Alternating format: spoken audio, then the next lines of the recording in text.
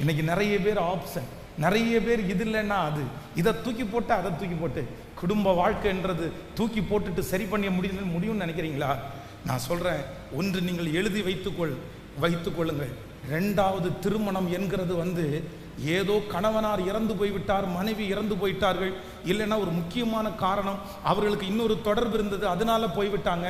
இப்படி நியாயமான சில காரணத்திற்காக கணவன் மனைவி இரண்டாவது திருமணத்திற்கு போகிறவர்கள் கூட தப்பிச்சிருவாங்க. மற்றபடி இரண்டாவது திருமணத்திற்கு போகிறதும் நரகத்திற்கு போகிறதுக்கும் சமம். இதை எழுதி வைத்துக் கொள்ளுங்கள்.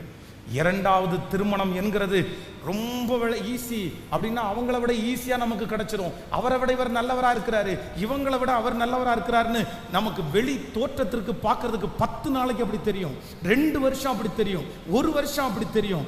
ஆனா அவங்களோட சேர்ந்து குடும்ப வாழ்க்கை நடத்தும் போது தான் தெரியும். அக்கறை மாட்டுக்கு இக்கரை பச்சைன்னு சொல்லுவாங்கல்ல.